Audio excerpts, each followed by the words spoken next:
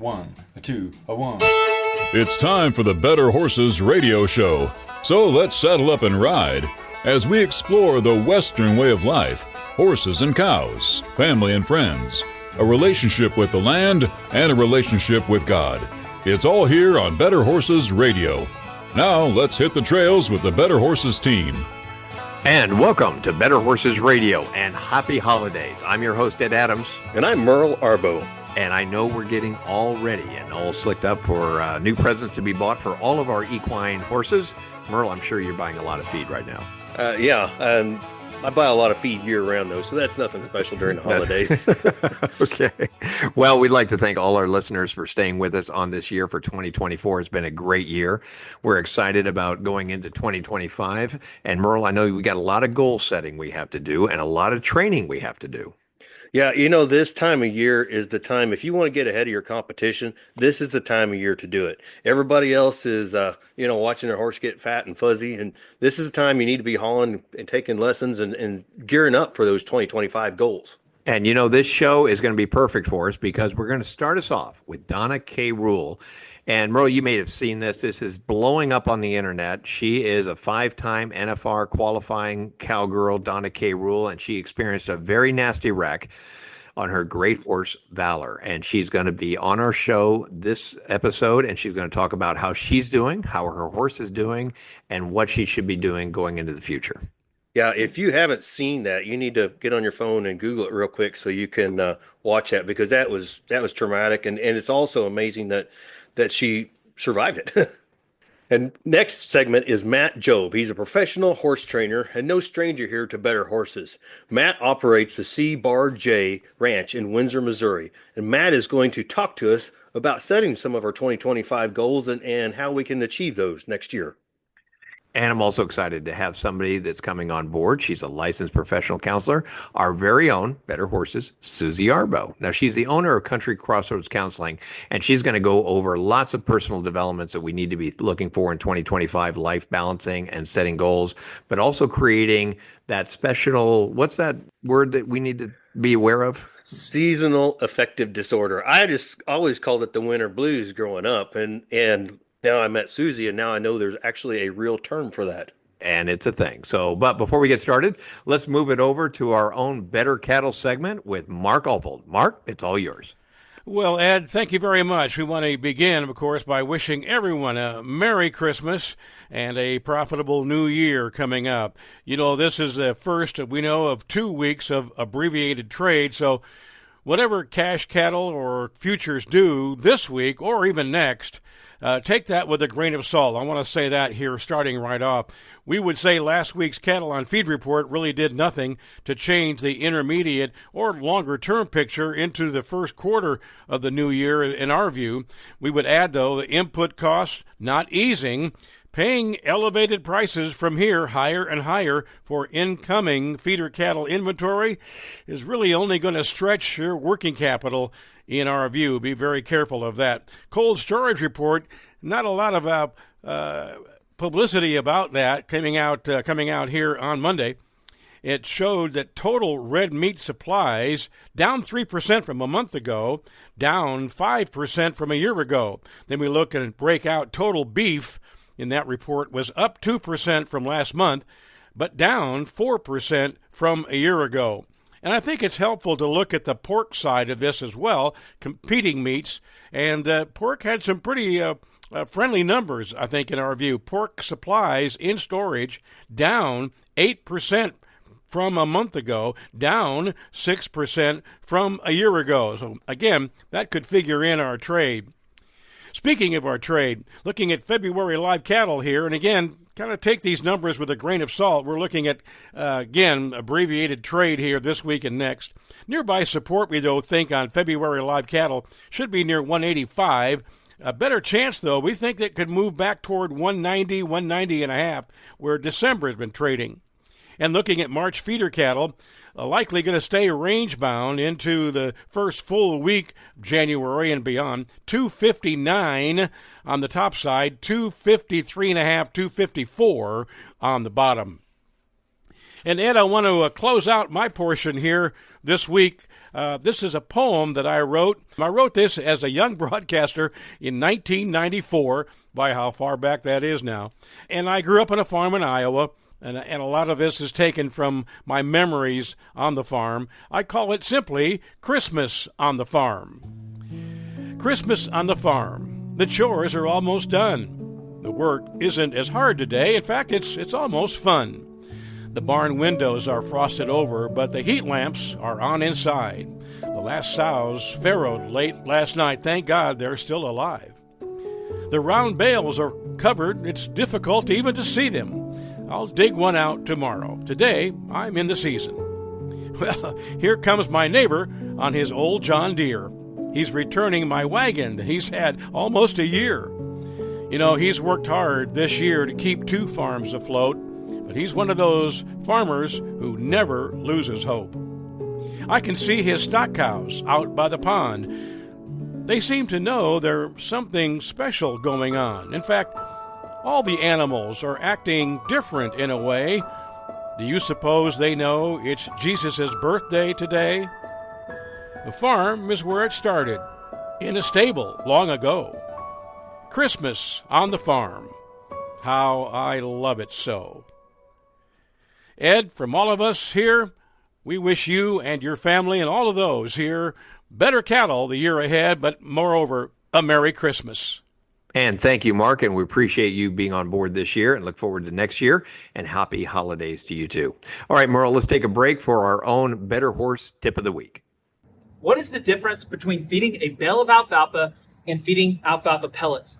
First off, there is no difference nutritionally speaking, or there should be no nutritional difference in feeding a bale of alfalfa versus pellets, because pellets are a bale that is packed into a pellet. Now, one could argue, well, what are they binding it with? How are they doing it? Blah, blah, blah. But typically, it's just going to be steam in a natural binder. Depends on who's making it. Of course, we sell cross brand, and that's how they are naturally bind together by a natural binder. And so there is nutritionally no difference besides just the nutritional differences from bale to bale. Now, one might ask, then why wouldn't I feed all pellets? Let's talk about a few of the differences. First off, 50 pounds of pellets versus 50 pounds of a bale. Typically, it depends on where you're at in the world and your situation, but typically that is going to be more expensive. So because of the manufacturing process and shipping and things like that, it's going to be more expensive to feed pellets versus a bale because there's more labor involved in that. That would be the first reason. The second reason is because horses would take longer to go through this long stem forage. They have to chew through the stalks and the leaves and all of that with a bale, where they do not have to do that with pellets. So what that can cause is, since the horse is able to eat the pellets faster, that causes less water intake. So the horses will not have to drink as much water, and they can also consume it a lot faster. That can cause issues with your horses. You might know colic and things like that when they are able to consume a lot of amount of calories, a heavy amount of calories in one sitting very quickly. That can cause issues. That is going to be the main difference in that. A 1991 study showed the difference between feeding alfalfa pellets versus alfalfa bales, and they found no difference, nutritionally speaking. Energy versus digestibility versus protein, the fiber, the amount of all the nutrients that the horse was able to get out of that, they saw no difference. The only difference they found was the waste. The bale had a lot of waste. The horses dropped a lot of the stems. The horses dropped a lot of the leaves. And so there was more waste with the bale versus the pellets. So actually, in that study, the pellets were a better advantage. However, the horses can eat more. They don't drink as much water, blah, blah, blah. So nutritionally, though, there is no difference in those two. Okay, we're all set up. All right, I want everybody to stay with us as we're all going to talk to Donna K. Rule. She's a 5-time NFR qualifying cowgirl. And Merle, we're going to have more of that coming right after these messages. I'm Ed Adams. And I'm Merle Arbo. And we'll be right back. Get quality you can stand on. Hoof Grip is the proprietary formula that provides shock absorption for your animals with no ice buildup, slipping, cracking, or sogginess, making it the safest, most comfortable, and maintenance-free flooring on the market. Hoof Grip installs quickly and easily over existing surfaces, is easy to clean, and withstands extreme heat or cold. From vet offices to barns, wash racks to trailers and more. Visit hoofgrip.com to find a dealer in your area today. We're here for the hardworking, the resilient, We're for the people who measure their days by what needs to get done, not by hours. Where kids learn responsibility at a young age and generations work side by side. Where work doesn't pause for holidays or bad weather. It just gets harder. Where value and hard work means more than the clothes you wear. We're Kleinschmidt's Western Store, Higginsville, Missouri. Routine dental examination and treatments are essential for high-quality horse care. To prevent potential problems, a horse's mouth should be examined at least once a year. I'm Dr. Chris Blevins, Equine Field Service Veterinarian at Kansas State University Veterinary Health Center. We can examine the mouth and provide a treatment plan to meet the needs of each client and their horse. Visit us at ksvhc.org, the Veterinary Health Center, to discover, to teach, to heal. Hey, it's Alex Gold from Max Motors in Belton with their huge year-end heavy-duty sale. Every new 2024 Ram 2500 in stock is 20% off MSRP. New 2024 Jeep Grand Cherokee up to $13,000 off MSRP. Stock number S240367. Must finance with dealer lender. Offer expires 1/2/25. And if you're looking for the max trade-in values in the Midwest, it's Max Motors, just a short drive to Belton. Max Motors, the easiest place to buy a car, maxmotors.com.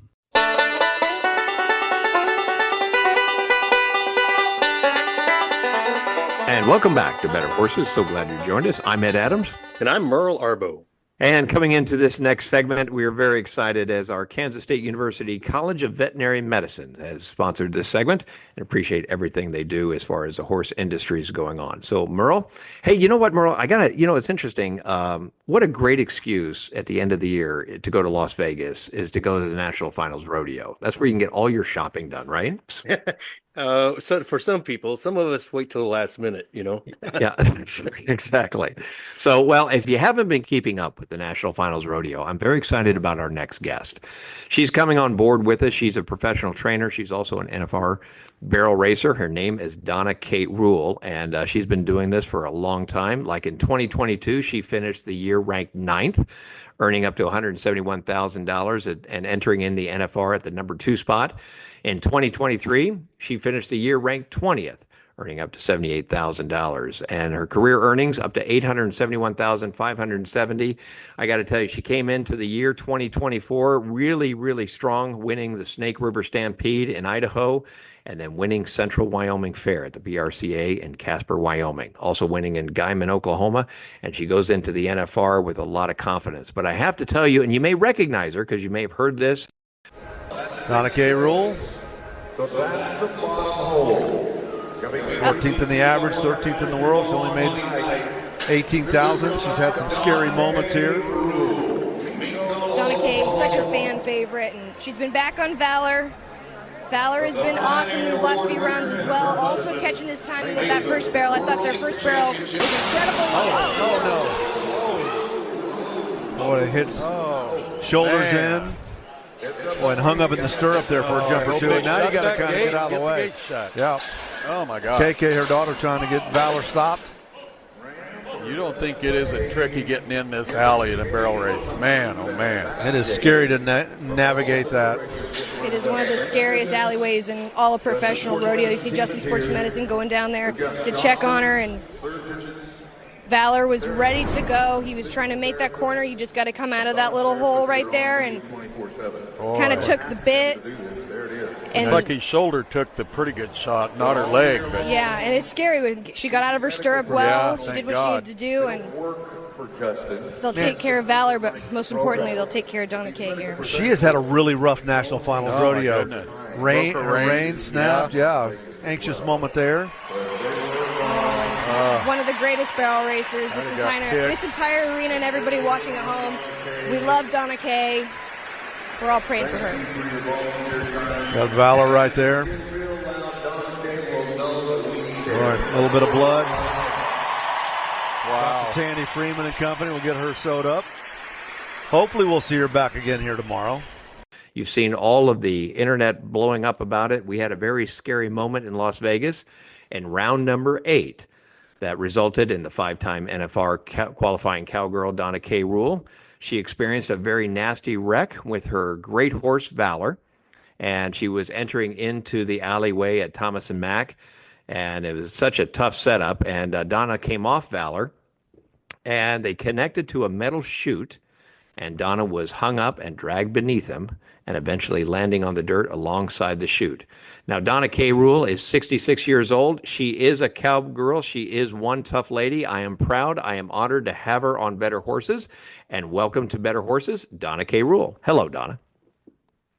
Good afternoon. So I thought I'd set that up for all of our listening audience. And I want to tell you that you had one heck of an experience there at the NFR. But before we get into that, I want to talk to you about all of your training and what you have done historically to get to the National Finals Rodeo.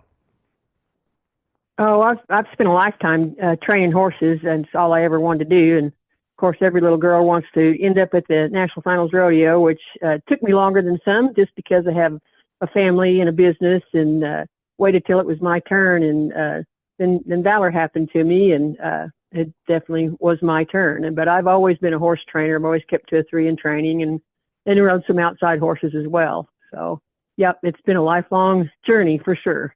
Now, to set this up in 2017, I mean, I think, barrel racers is probably one of the most athletic sports and as far as injury, but you received an injury in Missouri, I believe, that got you started onto a new horse named Valor? Yeah, I had a horse named Juice and many others. Phil Haugen included, one of our premier trainers in our area, thought that would be the one that would finally get me to the NFR. And someone tied a horse to a loose panel in a warm-up area that was raining outside, and it ran away with the panel and drug it through all of us who were trying to get warmed up in a building that we couldn't get out of. And consequently, he jumped over me into the bleachers and severed his extensor tendon in the hind leg, and had a pretty good crash there too. And thankfully, he made it, and I guess thankfully I made it, because I guess it wasn't done yet. And that led you to the new horse. Well, and I had Valor kind of going. He was in the wings and kind of coming along. And actually, Valor is the very first one I ever had that was a pure racehorse.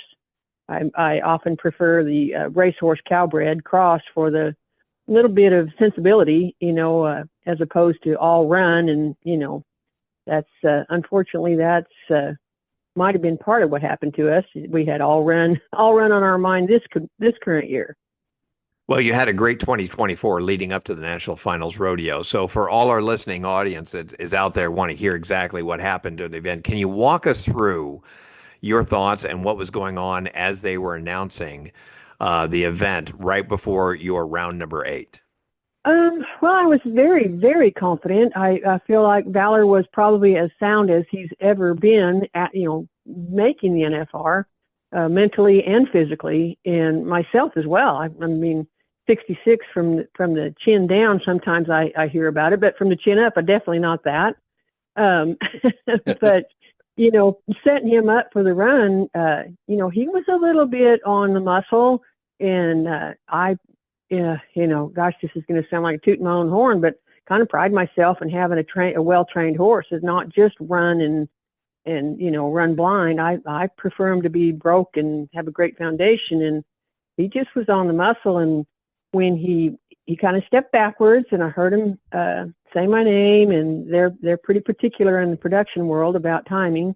So when he began forward, I just kind of softened, and when I did, I think he thought go.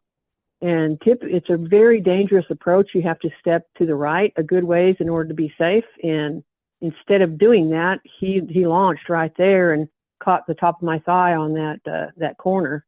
Well, and that alley at the Thomas and Mack Center is known to be pretty challenging, isn't it? How do you think that set up and contributed to the accident?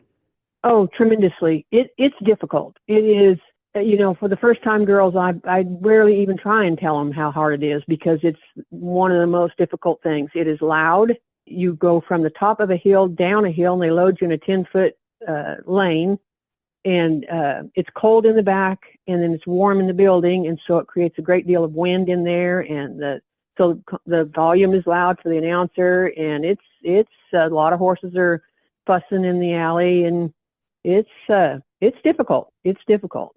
Yeah. When you're running into the rounds 1 and 2, how was Valor acting prior to this event? He was good. I know him. He's 15 this year, and I've had him since he was 4. He was just a broke gelding when I got him, so I trained him, and I pretty much know how to deal with him. In the beginning rounds, he was good. He was a little nervous, but I can usually talk him through it and get him back and get soft in my hips and let him listen and move him, and get his mind back on me. But unfortunately, that 8th round, he was setting on go. For those of you who didn't see it on the internet, and it looked like Valor was literally running through the bit on you. I don't think there was much you could do once you loosened your reins and got him started. It sounded like he was committed. Yeah, I agree with that. I've thought about it a lot, and I'm angry with myself for not doing more. But sometimes as trainers, you're better off not doing too much. And of course, it's a game of inches, so I had to really, I couldn't slow him down. You can't slow forward motion against that quality of horses. So, but I honestly did not expect him to launch. I would have not thought that. What's amazing to me is Donna, you're sitting at the age of 66, and you're an inspiration to a lot of young girls that are going into the barrel racing perspective. To keep that longevity going, what is some of your tricks? What are some of the things you can talk to all of us of keeping that physical health going? Probably gifted with good bones and good strength, so that's good. But I think I've never ever wanted to do anything else, and I wake up in the night thinking about, if I could just correct that hip or move that, inside hind, or lift that shoulder a touch, or I when I'm not riding, I'm thinking about riding, and I pretty much stay up and walk around all day. And honestly, I do eat really good. I'm not one that's a junk food or overdoer. Sure. Well, and Donna, I got to ask you, do you have aspirations looking to the future? Do you have aspirations of breaking Mary Berger's record for being 68? Well, I did before I crashed. I'm a little nervous now, to tell you the truth. Oh, shoot.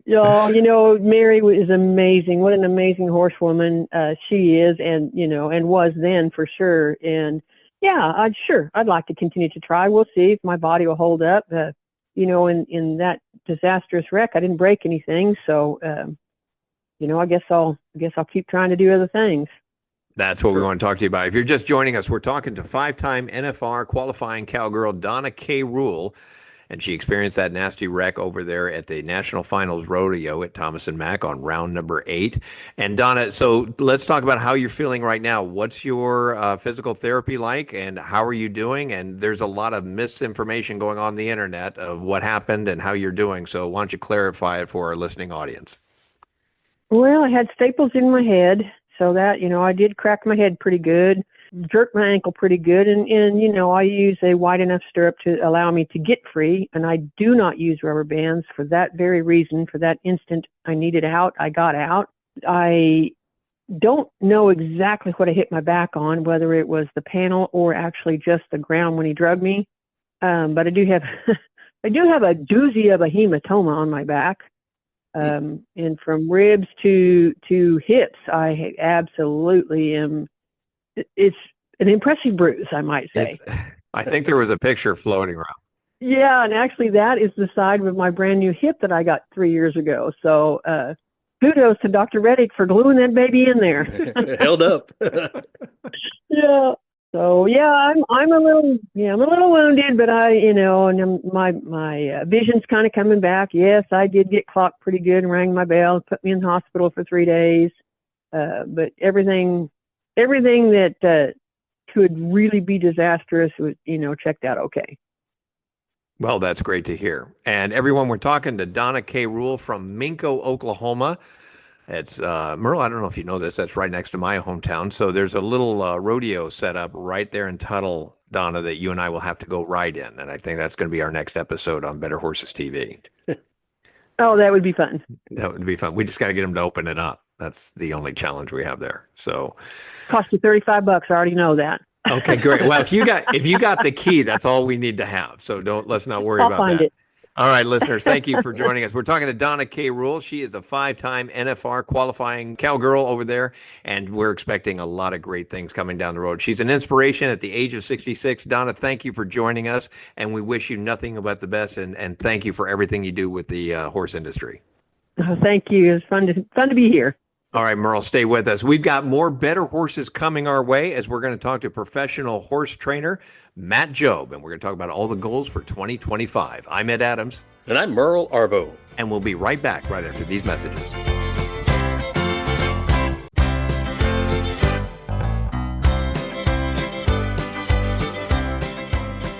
And we are back with more Better Horses. I'm Ed Adams. And I'm Merle Arbo.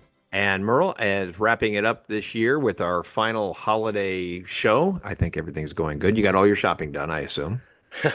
You're a funny guy. Okay. Well, I know the guy who's coming up next actually is making all of his Christmas gifts.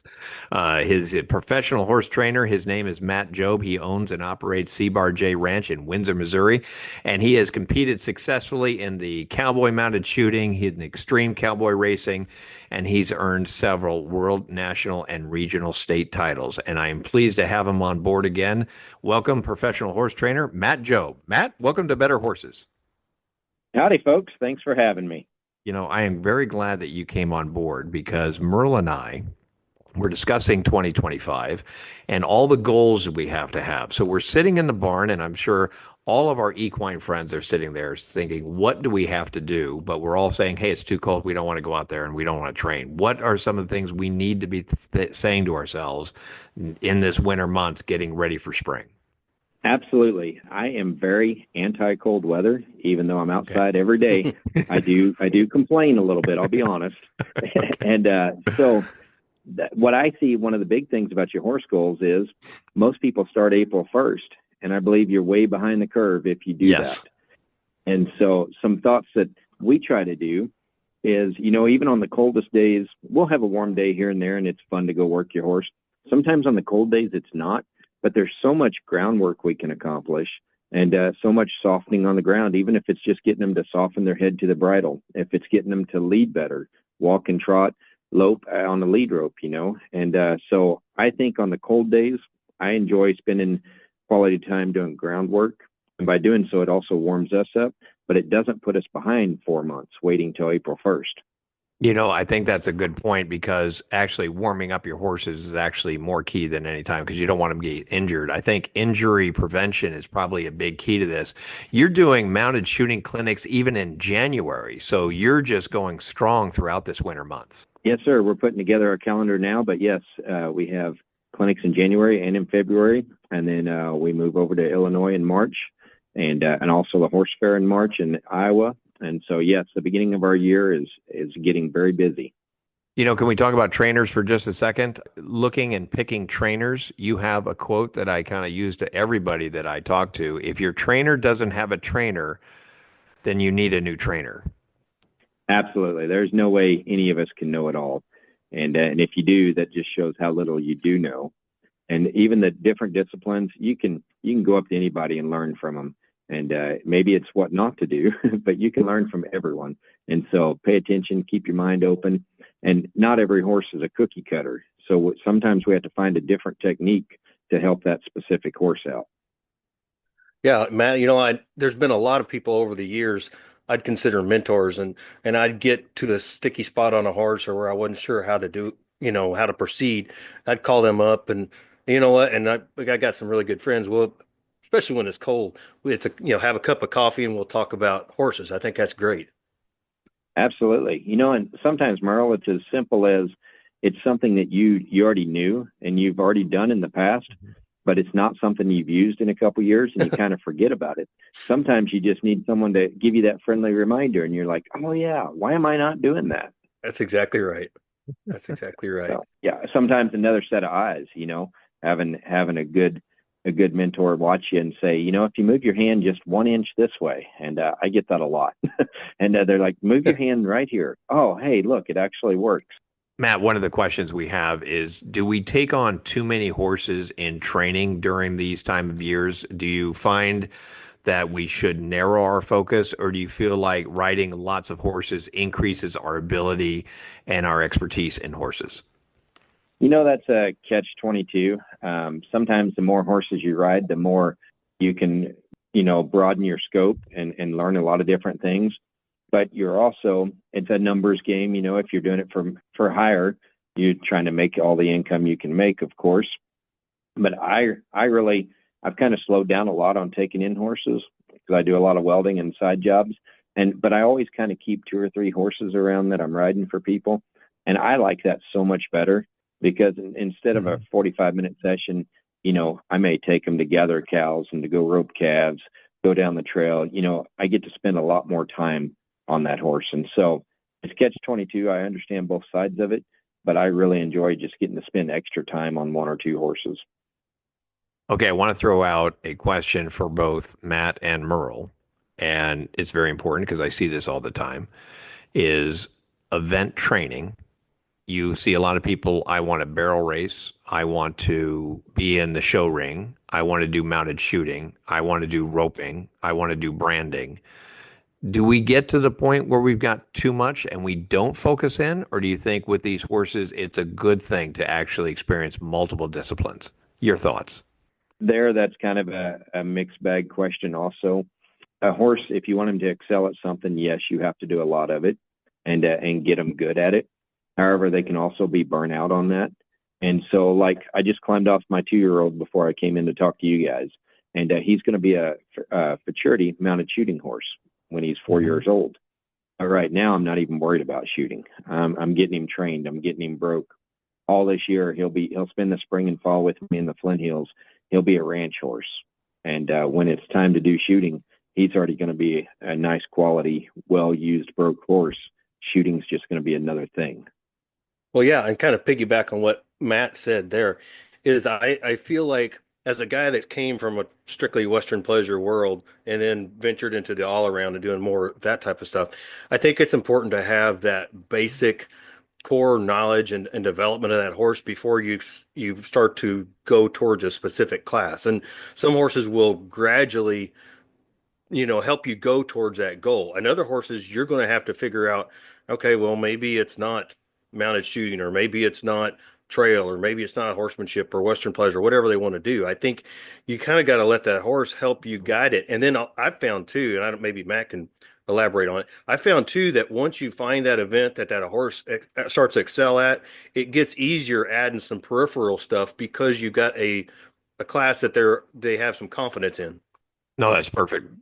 Yeah, and this is a little off subject, but I had a horse with EPM, and she had already won a couple world champions in mounted shooting, and she's just an awesome, phenomenal horse, and she's done everything. She's done extreme cowboy, she's roped cattle, worked cattle, she's done it all.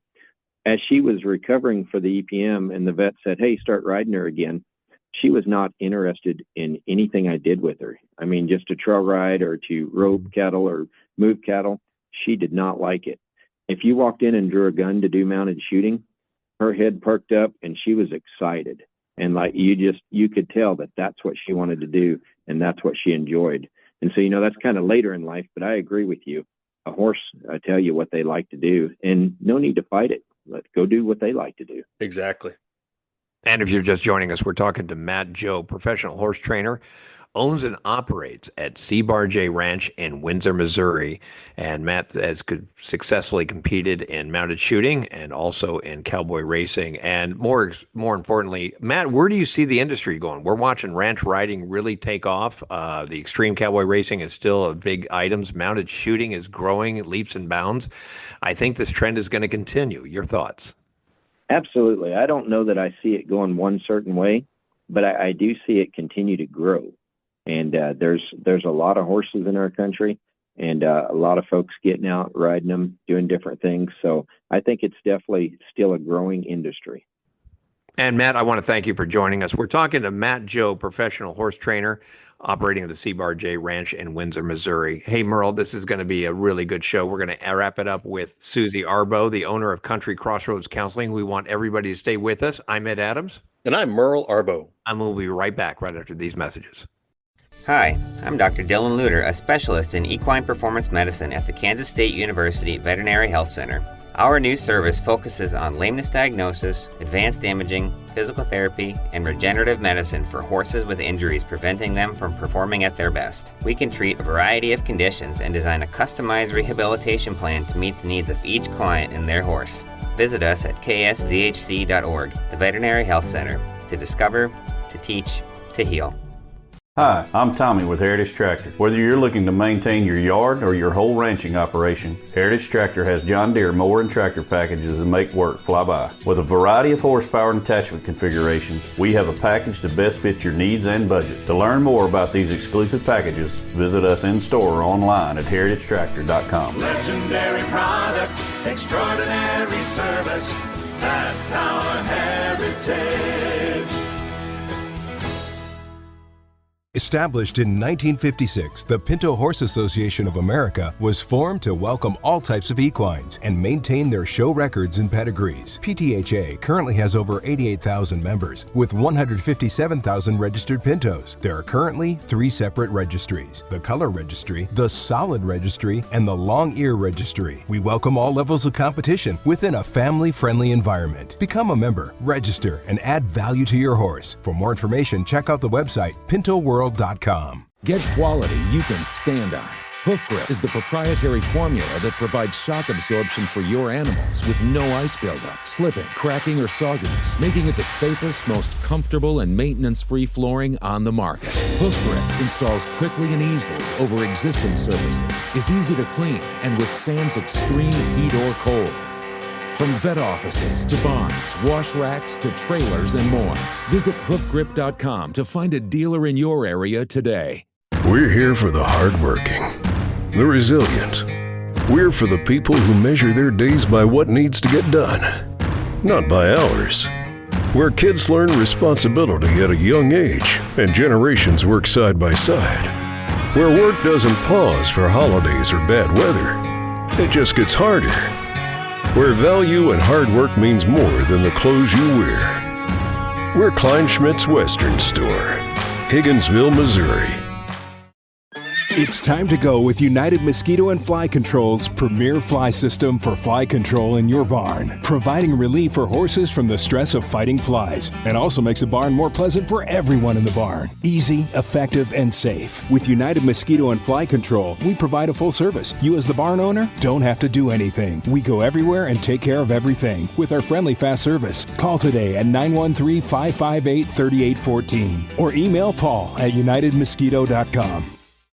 Hey, it's Alex Gold from Max Motors in Belton with their huge year-end heavy-duty sale. Every new 2024 Ram 2500 in stock is 20% off MSRP. New 2024 Jeep Grand Cherokee up to $13,000 off MSRP. Stock number S240367. Must finance with dealer lender. Offer expires 1/2/25. And if you're looking for the max trade-in values in the Midwest, it's Max Motors, just a short drive to Belton. Max Motors, the easiest place to buy a car, maxmotors.com.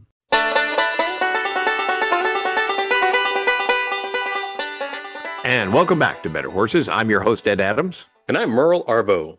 And you know, Merle, this is kind of like our year-end holiday show as we talk all about the horse industry and what a great year it was. It was a great year. We've been very fortunate and got to see a lot of good horses and talk to a lot of nice people. And we're going to continue that next year. And a lot of talented trainers came on board throughout this year, had a really good time. And I got to tell you, we've had a lot of great people come on board. And this next guest is somebody really true to our hearts because she is also my co-host on Better Horses Television and also a special partner to my own co-host, Merle Arbo, as we talk to the owner of Country Crossroads Counseling. She's a licensed professional counselor and in area of personal development. Susie covers leadership, life balance, setting and reaching goals and creating boundaries. And I'm excited to have her on board. And I'm just excited to have her be a part of Better Horses. And everybody welcome Susie Arbo. Susie, welcome to Better Horses. Hey, everybody. I'm so glad to be on the show again. I just love the knowledge that you get out to so many horse lovers out there. People are talking about it and they love what you're doing. So it's nice to be on the radio side of things with you, Ed and Yeah, Merle. this is fun. So Susie and you and I got to travel a lot. And we go to a lot of shows, and you get to talk to a lot of trainers and people in the horse industry, and more importantly in the ag industry. And I think the statistics came out that this is a challenging time. This time of season, I guess I should say, and keeping up a positive attitude is really a challenge. What are you dealing with from a professional standpoint as far as mental health goes? Well, this is the time of the year, when our days are shorter and people don't have daylight. It's cold in a lot of parts of our country, and it's just kind of like an off time for people. And so we experience a lot of what we call seasonal affective disorder. People actually, there's an acronym for it, if you probably heard it before, called SAD. It's actually kind of a form of depression, and it's kind of where people just feel like they don't have a lot of motivation. They're tired all the time. They're pretty hopeless as far as that things will get better. Sometimes, they might be tearful kind of for no reason. But it's really that kind of this time of the year. And actually, there's a crazy statistic that says that the third Monday of January every single year is deemed the most depressing day of the year. Did you know that? It actually has a title. You can look this up. You can Google it, folks. Okay. But it's called Blue Monday, and they attribute it to one of the shorter days of the year. You go to work and it's dark, and you come home and it's dark. Also, people's credit card bills are coming in from the holidays, right? They probably spent a lot of money.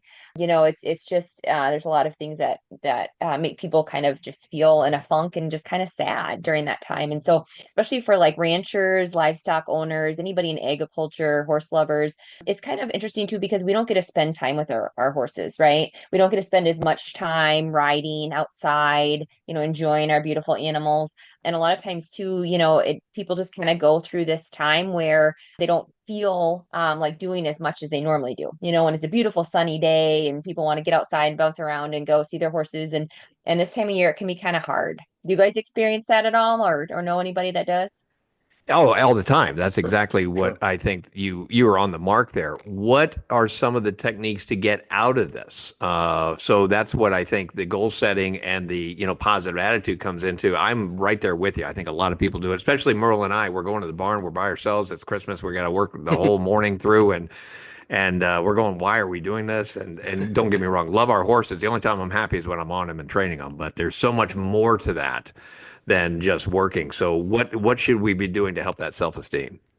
Well, I love that you said, what do we do about it? Because just thinking about having that solution focused mindset is so huge for people. And really, there's a couple different things that you can do. And one of them is, it sounds kind of silly and kind of funny, but it's actually really effective for people that have SAD, and that is light therapy. Have you heard of this? You can order a light on Amazon, very cheap, anywhere from $10 to $25, and there's really expensive ones too. But even just exposure to that light, putting it on your desk and sitting in front of it for 20 to 30 minutes a day can drastically improve your mood. I'm a therapist, so of course I'm very, I love doing therapy with people and helping them. And if you were to come into my session and you were to say, Susie, I'm really struggling with depression this time of year, and I've got, some symptoms of SAD going on, I would tell you a lot of it too can be, I guess you can get better just with your mindset, just changing your thoughts from the negative to the positive, or reminding yourself this is just literally a season. We're going to get through it, right? And just kind of even just changing those negative to positive thoughts is very helpful. Also, just making sure that you're connecting with people. Reaching out, maybe doing a phone call as you're cleaning stalls, right? Or you're, out with your animals. You can even put an earbud in your ear and, walk around and talk to people, or listening to a show like Better Horses. Right? This is something positive. This is something uplifting that connects us to to each other. We learn why we're doing it. Also, just even making sure that you have a consistent routine every day, that you're getting up at the same time, that you're going out to the barn, you're doing your chores, anytime you're in the presence of an animal, a lot of times people feel the therapeutic benefits of animals, right? They make you happy a lot of times, and they bring people joy. They actually reduce our heart rate. If you have high blood pressure, they release oxytocin in our brain, which is the feel good chemical. Well, and you forgot, I think, a very important way to manage it too. Your folks have a very interesting way. They're from Minnesota, and they have a very interesting way of dealing with seasonal affective disorder. How do they handle it? Well, they go to Florida for the winter, so they go right to the Sunshine State, and they soak in all the sun and all the things. But a lot of people do snowbird, as far as they either, if they're especially from the north, going to Arizona, Texas, or Florida are very popular spots too. But even just like maybe thinking about something that you're excited for in the future can be another thing. And maybe that's that trip coming up, or maybe you've got a big show that you're ready, you're trying to train for. So there's lots of ways kind of around it, and it is treatable. Ed, I think that, and Merle, I think that's really important to know. People don't just have to suffer in it. Some people take antidepressants and anti-anxiety medication, and that helps them a lot too. So there's no right or wrong. It's just whatever works for you. And if you're just joining us, we're talking to Susie Arbo, the owner of Country Crossroads Counseling, also my co-host on Better Horses TV. She's a licensed professional counselor. And Susie, let's talk about life balance, but let's also talk about burnout. You can burn out. As great as these horses are, as great as I love going to the barn and just being 24/7 with horses, there is a burnout factor that you can. What is some of the things we should do to keep that from happening? I'm really glad you brought that up. There's a statistic that says 77% of people have experienced burnout. That's a high statistic, right? But ways to prevent it is definitely shaking things up and keeping things new and exciting. We're so blessed to be in the horse industry, and there's always something new and exciting that you can learn. Right? There's always a different type of maybe riding, a different class you can enter, a different place to go trail riding. And so just even kind of, thinking of ways to kind of spice it up and keep interesting can be really, really helpful. Also, if you imagine that we've all got like these personal batteries inside of us, and some things charge us up and some things deplete us. So just being really aware of what are some of those self-care things that work for you. Is it going for a walk in the morning? Is it, kind of getting that heart rate up? Does that make you feel better? Maybe it's saying a prayer or doing a devotion or something to kind of charge you up. So just any little things that you can think of that work for you. Merle, I'm curious, do you have any things that you like to do for your self-care? Well, way to put me on the spot there, Susie. I know. After all these years of hearing about all this? I hear a lot of it. I think it's important to realize it first, because I think in the livestock industry, especially whether you've got cattle or horses or whatever it is, it becomes more challenging in the winter, whether it's keeping buckets from freezing, or extra chores, or keeping the barn warm, or keeping the horses blanketed. And so I think I can speak for myself, I think there is a kind of show season's over, and you're just kind of maintaining until it starts getting a little warmer. And I think there's a lot of us that probably go through that at some level, and recognizing it, I think, is the biggest thing. And then having like if you're lucky enough to have a counselor that you're married to that can counsel you 24/7 that's helpful. That's very helpful for me. Yep. Yes. Yeah. That helps out. Yes. He can't escape it. Yeah. Well, Susie, I want to thank you. And, it's great to talk about your area of personal development. And Susie, she covers leadership, life balances, setting and reaching goals, and creating boundaries. And we're just fortunate to have her on our show, and fortunate to have her with us. So, Susie, thank you for joining us. And as always, we look forward to you coming on board, having a great 2025. And again, she's the owner of Country Crossroads Counseling. Susie, as a professional counselor, we hope to have you back. Thank you so much for having me. I enjoy working with Susie. She encourages people to help out to achieve their life's goals, and it's great to have her as she's just speaking to businesses and conferences around Kansas City area, all over the country. Great to have her.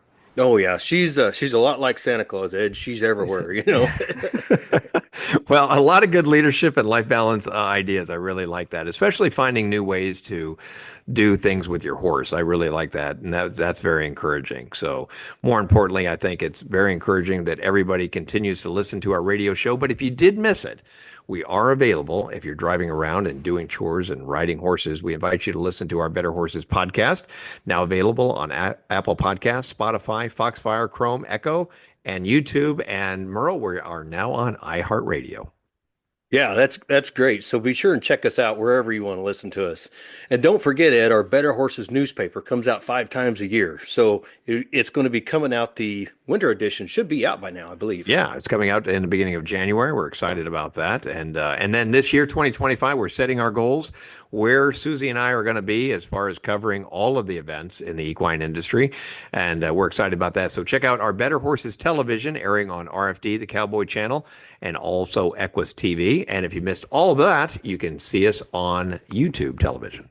Well, and all of our listeners and viewers, if you've got a special program or something you'd like us to cover, be sure and drop us a line and let us know. Ed, I'd also like to give a special thanks out to the team behind the scenes, our radio producer, Brianna Johnson, our TV producer, Kelly Creech, and of course, all of our great sponsors. And you know what? We want to also wish everybody happy holidays throughout this 2024. Hope you had a great year and looking forward and wishing you all the best for 2025. And that wraps it up for this week. I want to thank all our good buckaroos and buckarettes, and mind your mom and dads and be brave, but don't take any chances out there. Until next time, I'm Ed Adams. And I'm Merle Arbo. Happy trails, and always ride for the brand.